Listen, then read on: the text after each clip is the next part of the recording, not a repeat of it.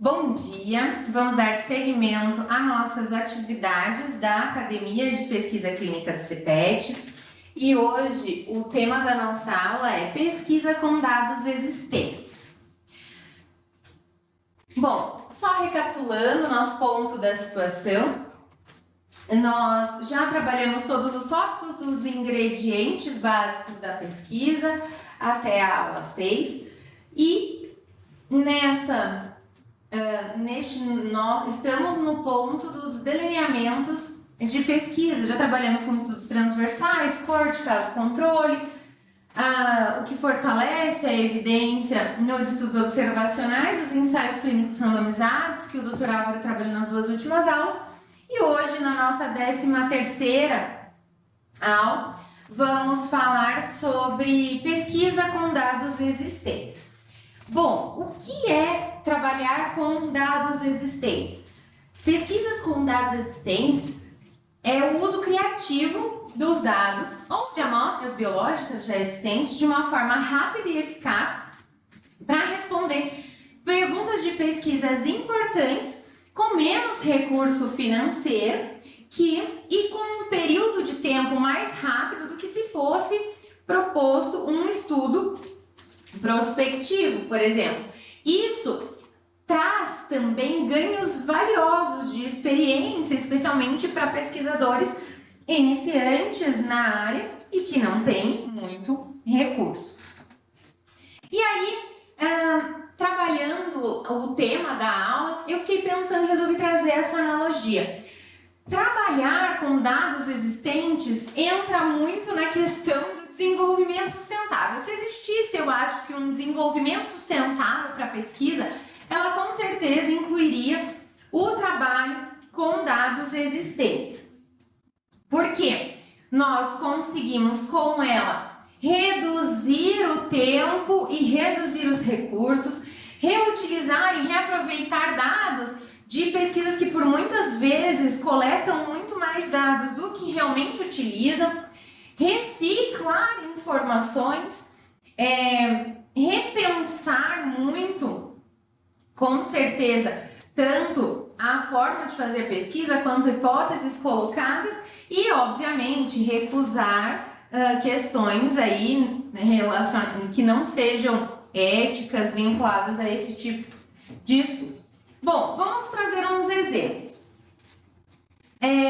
Neste estudo, que é um estudo que é trazido inclusive pelo nosso, um exemplo que é trazido pelo nosso livro base, aqui de delineando estudos clínicos, nós temos este estudo, fatores de riscos para fratura de quadril em mulheres nos Estados Unidos. Ele é uma corte prospectiva que acompanhou essas mulheres ao longo do tempo, então mulheres acima de 65 anos que não tinham tido fratura de quadril e foram acompanhadas até ter fratura de quadril para identificar esses fatores de risco. Uma corte bem feita, mas que um tempo depois os autores deste outro estudo utilizaram parte do banco de dados do estudo de fraturas para realizar este outro estudo prospectivo de relação de atividade física com o declínio cognitivo em mulheres idosas. Por que isso?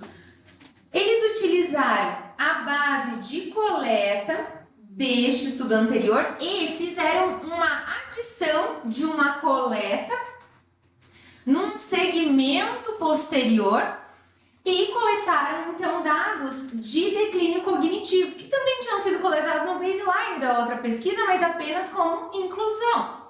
E utilizaram esses dados de declínio cognitivo e os dados de atividade física que já eram coletados como sendo um fator de risco, então, para as fraturas. Veja, um tema completamente diferente, mas que adicionou informações a uma base de dados já existente para um novo estudo. Um pouco diferente do que aconteceu neste estudo aqui. Este estudo é mais recente e a ventilação, o manejo da ventilação e os desfechos clínicos em pacientes em ventilação mecânica com Covid, né? É uma corte prospectiva, multicêntrica, nacional, que coletou dados desses pacientes durante o internamento, segmento e publicou seus resultados.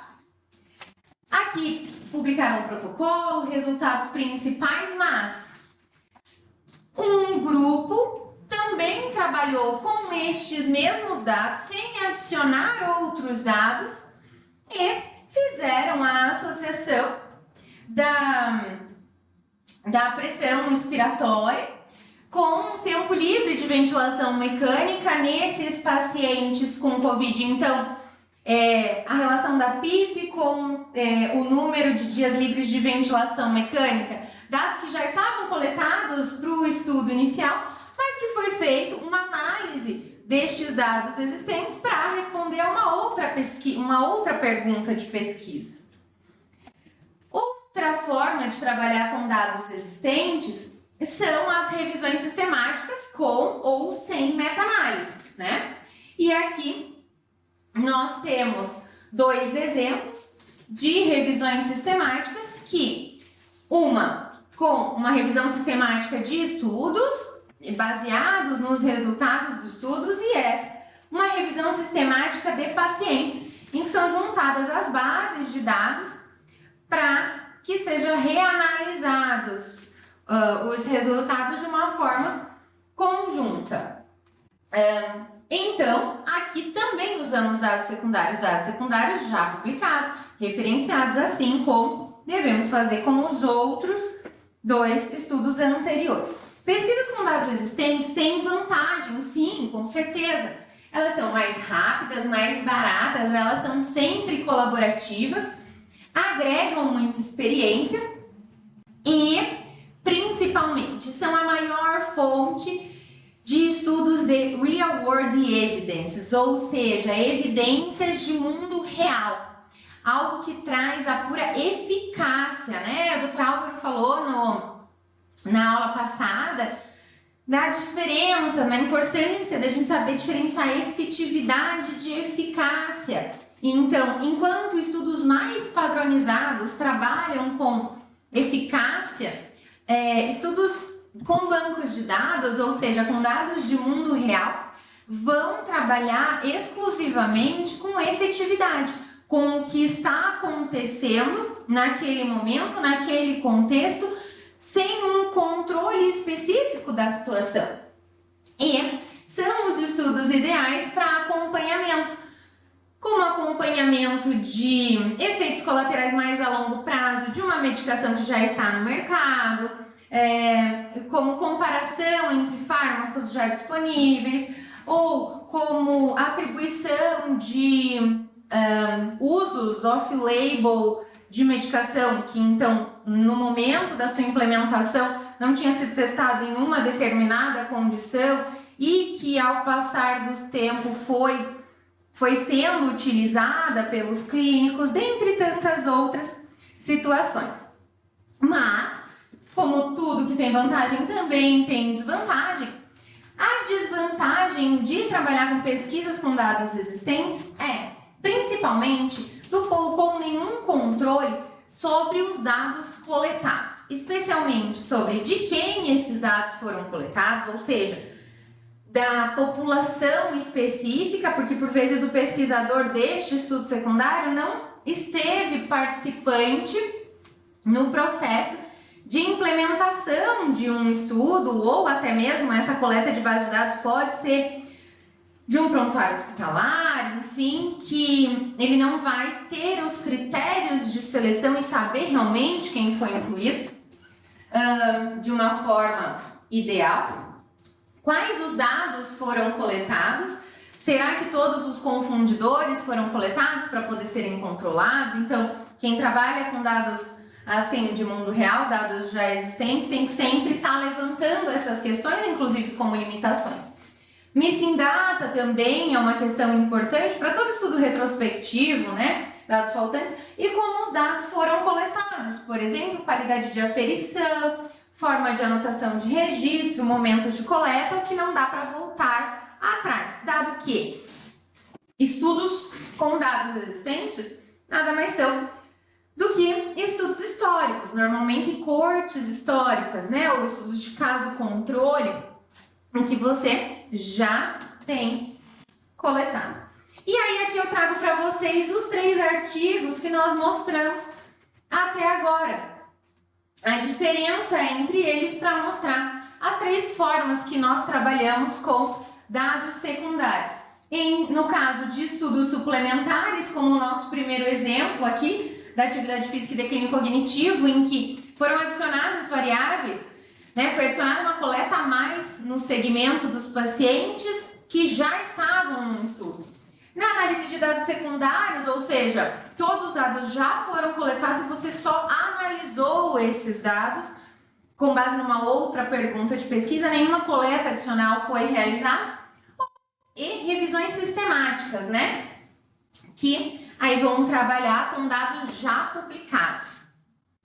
Mas revisões sistemáticas falaremos mais a fundo na próxima aula. Nesta aula nós vamos focar em estudos suplementares, ou seja, esses que adicionam uma medida a um subconjunto de participantes, e análise de dados secundários, que é o uso de dados já existentes de uma outra investigação ou já existente em prontuários, em bancos de dados, para responder a uma pergunta de pesquisa formulada, então, a posteriori a esta coleta. Essas 2 formas de pesquisa são também uma das que nós mais realizamos aqui no Cefet, já que nós trabalhamos muito com o nosso banco de dados, que trabalha tanto na questão assistencial quanto na de pesquisa. Então, fico muito feliz de trazer essas 2 possibilidades tão legais para vocês. Bom, vamos iniciar falando de estudos suplementares. Estudos suplementares são bem aqueles estudos guarda-chuva. Não sei se vocês já ouviram falar, mas esses estudos guarda-chuva, eles acontecem quando existem braços de um estudo maior que fazem aí as suas outras subcoletas ou coletas adicionais. O investigador acrescenta, então, uma ou mais medidas no estudo já existente para responder uma questão de pesquisa diferente da original.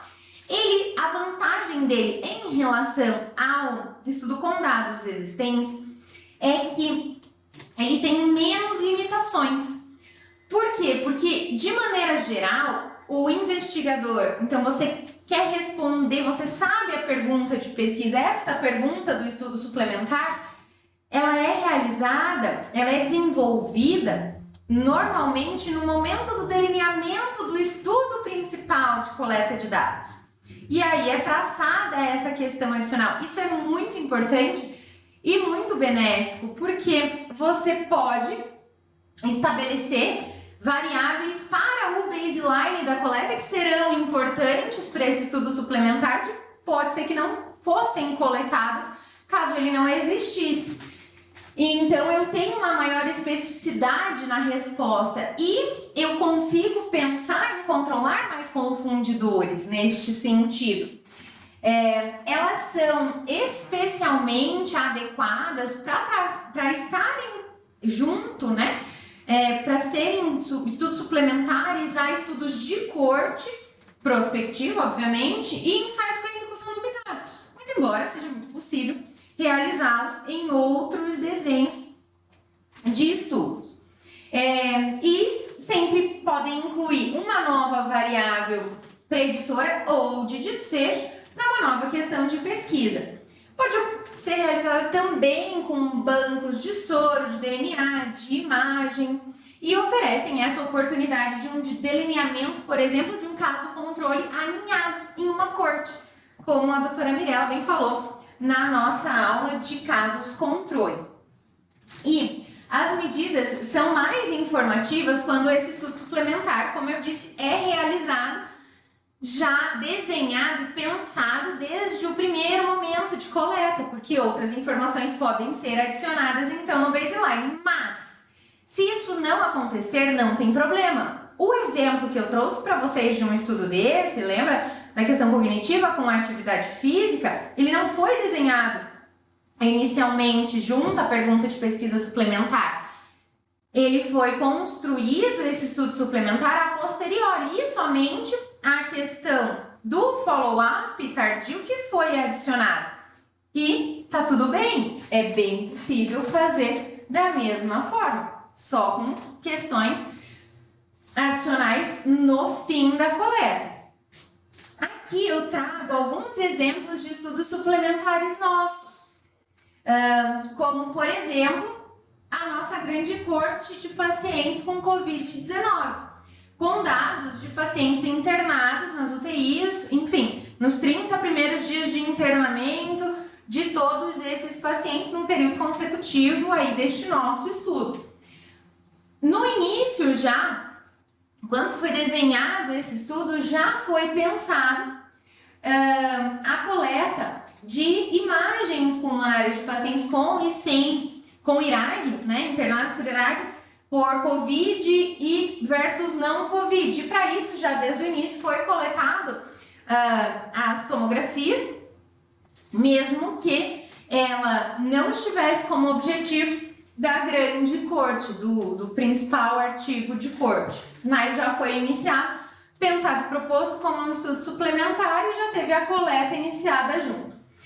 Junto também deste guarda-chuva, desse estudo maior, como estudos suplementares, temos esse estudo de impacto da Covid sobre a funcionalidade e a qualidade de vida pós-UTI, que foi uma proposta de uma instituição também parceira, de um grupo parceiro, que vem realizando então as coletas adicionais de segmento de 15 dias até 12 meses destes pacientes da corte, então incluindo dados suplementares aí a posteriori.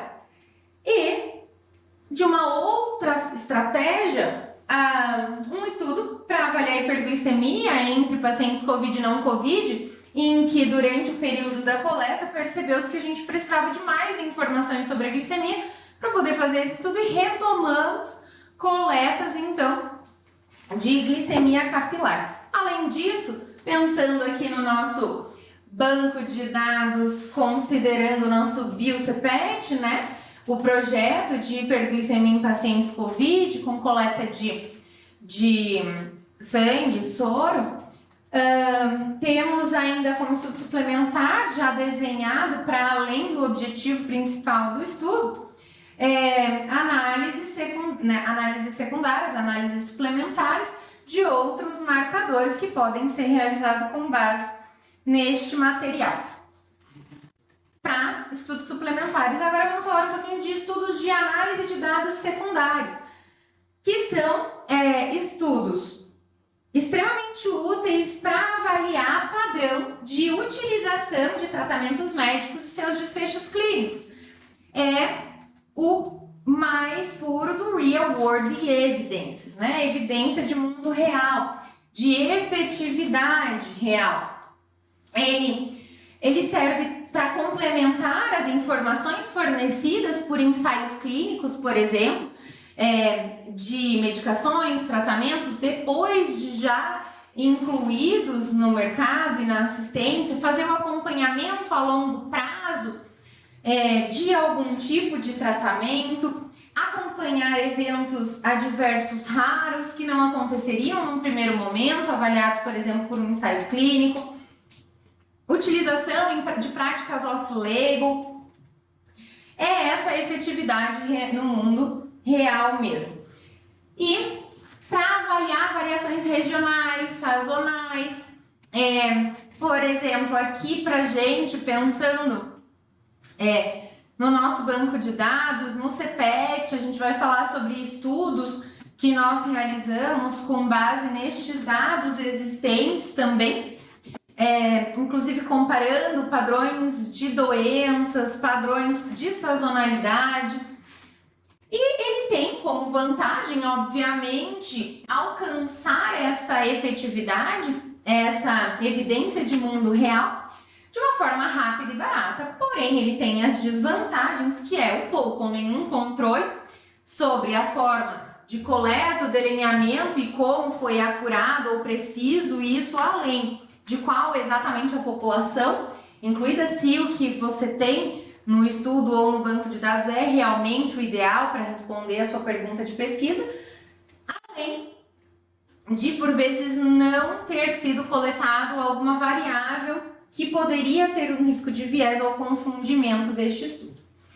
Falei bastante do Real World Evidence, vou mostrar para vocês aqui essa diferença que nós temos como a vantagem de estudos de mundo real, complementando estudos mais que sejam mais de efetividade, mais controlados. Aqui no presente nós temos na linha mais vermelha o andamento dentro da fase de desenvolvimento, implementação e maturidade de um fármaco, de um equipamento, enfim. Nós temos, então, inicialmente ensaios clínicos que vão trazer a ideia de impacto e de necessidade de implementação, mas aqui já com estudos de mundo real, de dados existentes, pesquisas com dados existentes, temos então pesquisas sobre satisfação do usuário com a utilização dessa tecnologia, aderência à utilização, a própria utilidade, desfechos clínicos a longo prazo, outras diferenças entre subpopulações quanto a essa tecnologia, que pode ser um medicamento, um equipamento, enfim, e outras diferenças até pensando em retirada dessa do mercado, substituição desta tecnologia no mercado ou melhoramento. Ainda, um exemplo clássico de estudos com dados secundários foi o surgimento, foi segmento, né, de homens com doença coronária para alocados aleatoriamente para tomar ácido nicotínico em altas doses versus placebo, para verificar com o intuito de baixar o colesterol sérico e reduzir a morte por eventos cardiovasculares. Acompanhou-se então esses homens por 5 anos e percebeu-se nenhuma diferença entre eles. Mas, com base nos registros de óbito, de causas de óbito dos Estados Unidos, que lá é aberto, dado público, eles, depois de 9 anos, conseguiram verificar que os que haviam tomado a medicação tinham morrido menos do que os que não tinham tomado a medicação. Então, um desfecho mais a longo prazo, conseguiram evidenciar os benefícios significativos com base aí num dado secundário, um dado duro, né, um dado de óbito, mais fidedigno, numa base aberta, no caso nos Estados Unidos. Bom, e aí? Falei em fonte de dados, falei em outras pesquisas, acabei de falar de fontes abertas, sim. Quais são as fontes para análise desses dados secundários? Classicamente, prontuários eletrônicos hospitalares, bases de dados administrativos de instituições e bases de dados públicos, como, por exemplo, aqui no Brasil, IBGE, DataSUS, além de histórico de registro civil, obituários, pensando aí em desfecho duro de óbito, a gente não tem causas óbito aberto no Brasil, por hora, e além de dados da OMS, dados do Burden of Disease, que é do Banco Mundial, feito pelo Instituto de Métricas, além de projetos de pesquisa já existentes. Embora bases de dados abertos, a gente tem uma redução muito grande da burocracia, da necessidade de autorização ética e de outras comissões, o que é uma facilidade para o uso desse tipo de informação. Quando nós pensamos em utilização secundária de dados de pesquisas já existentes, nós com certeza temos uma acurácia muito maior dessa coleta, que já foi realizada no âmbito de pesquisa, uma confiabilidade nesses dados, nessa forma de coleta e seleção de amostra muito maior, o que enriquece, aumenta o poder, né, desse estudo secundário. Em projetos de pesquisa, de maneira geral, coortes, ensaios clínicos, são coletados dados muito a mais do que seria necessário para responder uma determinada pergunta de pesquisa, inclusive por questão de segurança do protocolo. E estes dados podem e devem ser reutilizados, então, para estudos secundários, evitando aí o desperdício, né? Nossos 5 R's ali, né? E, normalmente, eles são normalmente de propriedade do investigador, deve ser bem estabelecido o vínculo, o contato, inclusive relacionado à publicação com este pesquisador, a acessão desses dados. Mas também temos exemplos de cada vez mais crescente, especialmente nas pesquisas agora relacionadas à Covid, a questão do data sharing, ele vem se ampliando, que são as grandes bases de dados públicos de pesquisa, pesquisadores que fazem o depósito dos seus dados, que obviamente tem que ser citado de maneira adequada. E também é possível o pessoal fazer essa data linkage, que é a junção de dados de mais de uma base para responder a uma pergunta de pesquisa. Isso é feito com grandes indicadores mundiais, como o DAILY, QALY, indicadores de saúde, em que juntamos dados de estudos publicados já com tábua de vida, dados de indicadores de bases de dados públicos para fechar um indicador maior e global. Falando no data sharing, trago um exemplo aqui de um data sharing brasileiro da Covid, que é um banco de dados compartilhado da FAPESP, aberto, que obviamente tem as suas regras para utilização, citação, com dados clínicos aí de alguns hospitais parceiros e vinculados à instituição que tem disponível essa base. Só apenas como um exemplo, existem vários que têm se desenvolvido no mundo neste sentido de dados compartilhados. Aqui no CPET nós trabalhamos com dados secundários, análises de dados secundários. Lembra que eu comentei com vocês sobre a coorte Covid, que fizemos e temos desenvolvido estudos suplementares em parceria, inclusive com outros grupos, mas também temos desenvolvido estudos secundários a este grande estudo de perfil destes pacientes COVID, né? Que são, por exemplo, análise secundária de dados do SOLF em COVID, fenótipos relacionados à mortalidade, outros preditores de desfecho. Então, são os objetivos postos no projeto maior, mas como os dados foram coletados para responder uma pergunta, eles foram também utilizados para responder a outras questões sobre essa mesma população. Diferentemente, mas complementar a estes que são aqueles que eu falei inicialmente nesta mesma coorte, estudos suplementares, com dados suplementares que requereram coleta adicional de dados. Outra forma de estudo com dados secundários que eu venho falar para vocês são os estudos ecológicos, que são a utilização obviamente, né, a associação de uma exposição e desfecho, mas não com dados diretamente de um indivíduo ou de indivíduos, né? E sim de um agregado de indivíduos.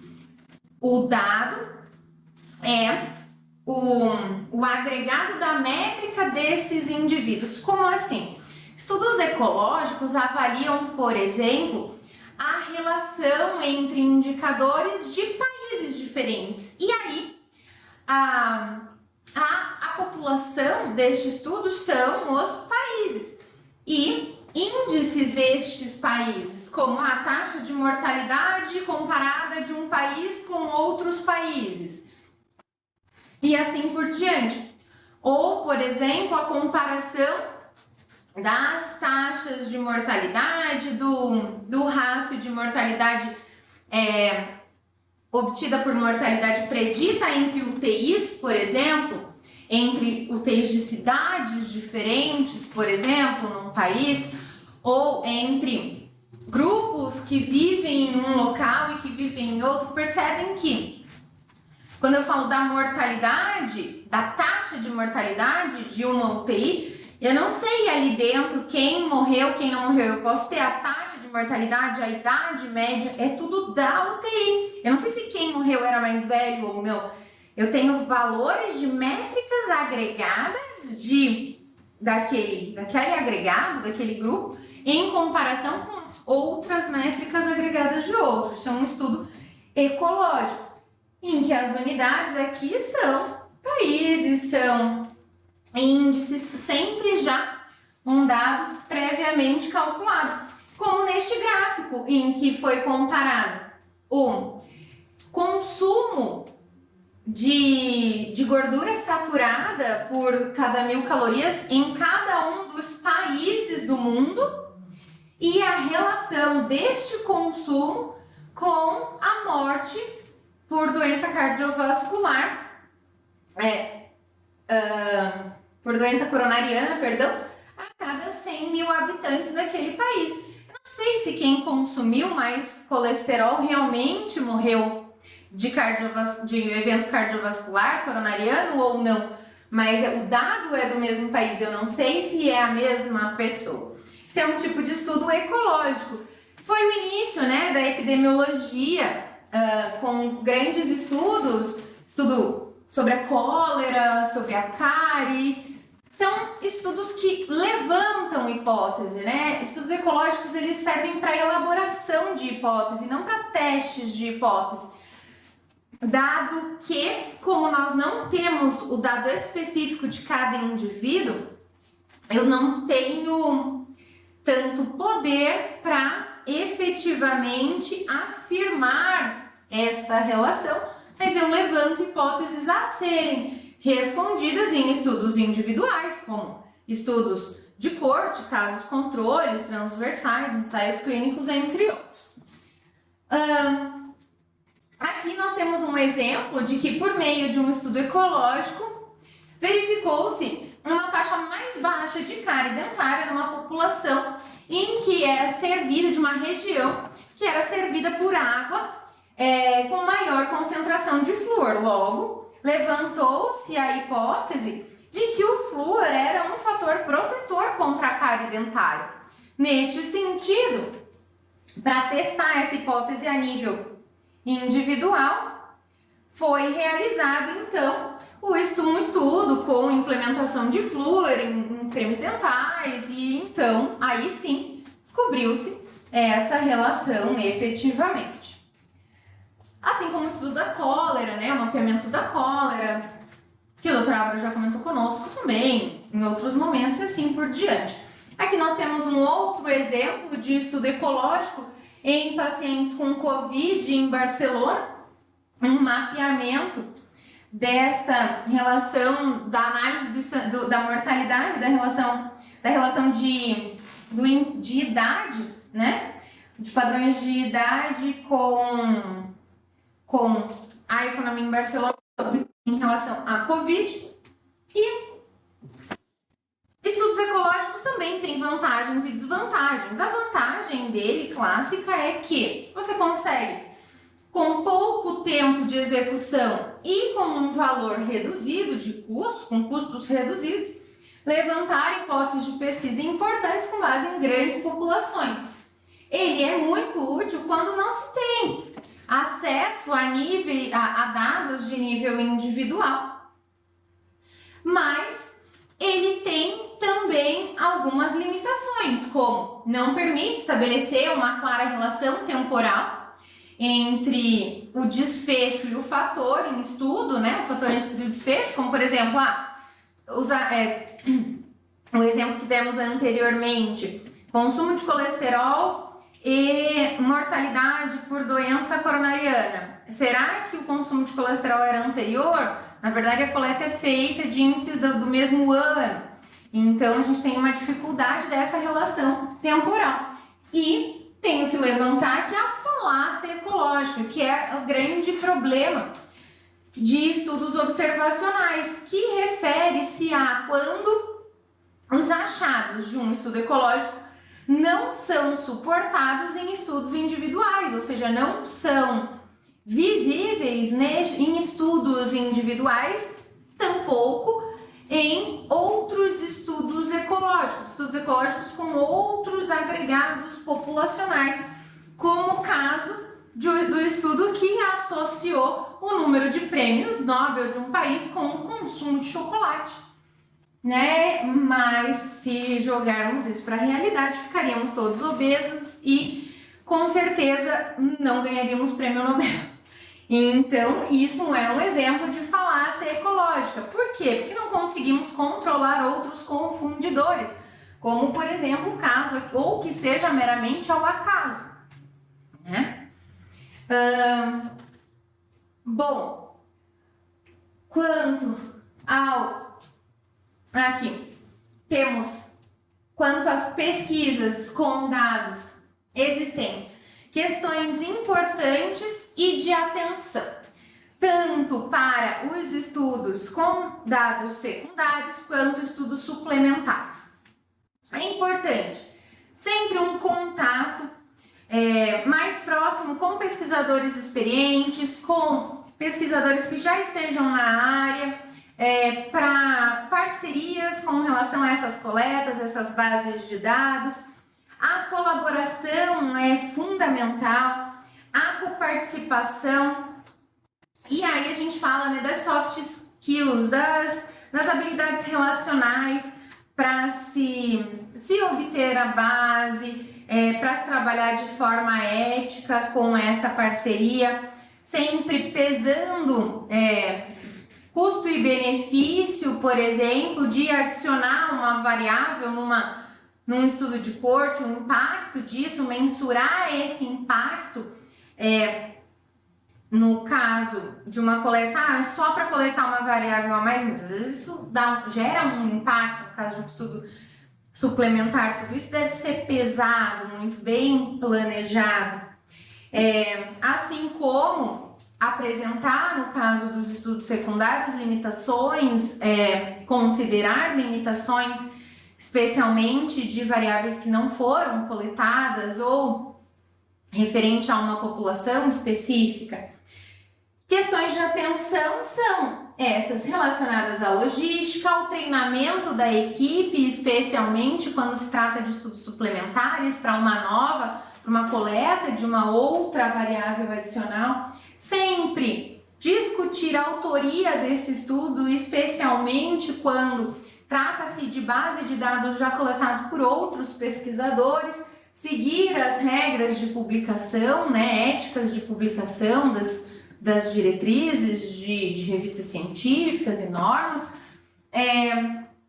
As questões éticas, especialmente, não é porque você vai trabalhar com base de dados secundários que não precisa de autorização ética, muito pelo contrário, isso é necessário, vai ser falado em aulas subsequentes sobre as questões éticas e regulatórias. Lembrando que atualmente a gente tem que tomar muito cuidado, especialmente no caso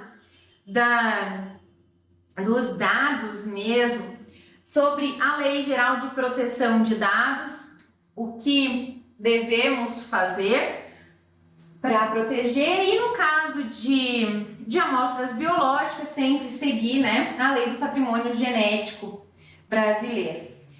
Agora, mudando um pouquinho, quero retomar com vocês o que nós já vimos até agora sobre os nossos estudos e trago aqui essa figura. Quando a gente fala, então, de maneira geral, dos estudos que nós já vimos, com foco especial em estudos epidemiológicos, Mas nós temos que todos esses estudos de casos, séries de casos, estudos ecológicos, estudos transversais, casos controle, cortes e ensaios clínicos, são estudos clínicos, tá? Dentro desses estudos clínicos, os estudos que têm uma amostragem estabelecida para ser generalizado para uma população, para responder questões referentes a populações, né, e não só uma descrição, mas que realizam análise, são estudos epidemiológicos. E dentro, uma parte, né, da epidemiologia é a epidemiologia clínica, que trabalha, então, com dados individuais. Aqui nós temos os estudos ecológicos, são estudos epidemiológicos em agregado. E as revisões sistemáticas com meta-análise, especialmente as que têm como fonte os próprios resultados dos artigos, há aí uma divergência entre linhas epidemiológicas de se ela é ou não um estudo epidemiológico, mas trago aqui para vocês como a revisão sistemática meta-análise sendo uma síntese de evidência de estudos epidemiológicos, sejam eles ecológicos, transversais, caso controle, corte ou ensaios clínicos.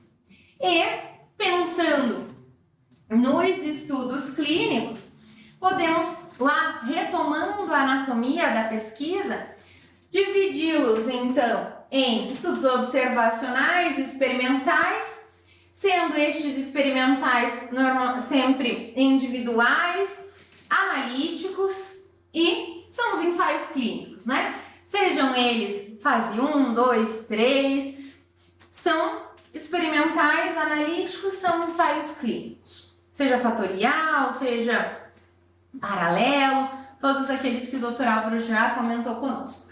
E, por outro lado, eles podem ser estudos observacionais, agregados, ou individuais, sendo individuais descritivos, temos os relatos de caso e as séries de caso.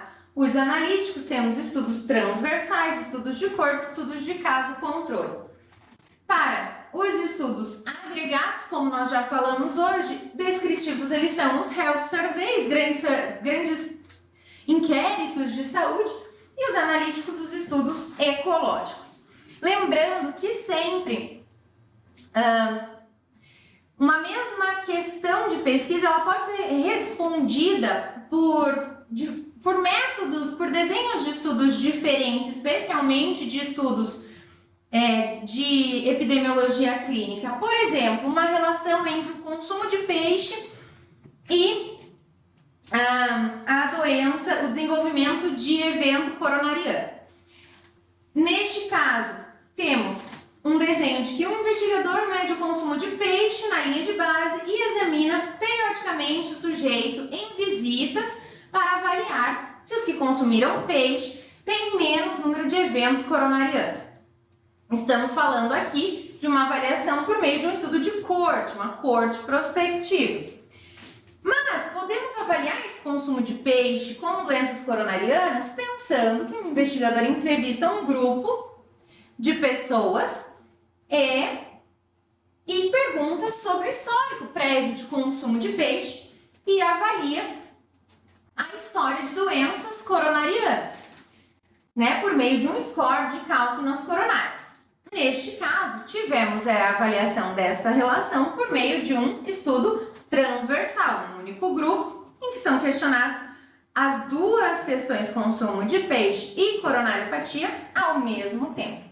Ou então, é possível que o investigador examine um grupo de pessoas que têm doença coronariana e um grupo de pessoas que não têm doença coronariana, casos e controles, e olhe para trás e pergunte sobre o consumo de peixe nesses dois grupos.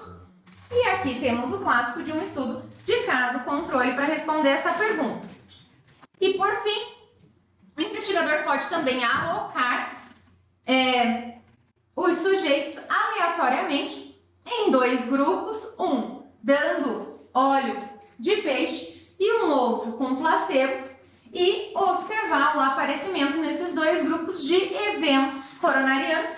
Temos aqui então um clássico em ensaio clínico, desenhos diferentes, obviamente, com poderes de resposta à questão, né, por meio de por questões relacionadas a vieses, tudo mais diferentes, mas respondendo a mesma pergunta de pesquisa. Acho que era essas questões relacionadas a dados existentes que eu queria passar para vocês e essa nossa revisão. Muito obrigada!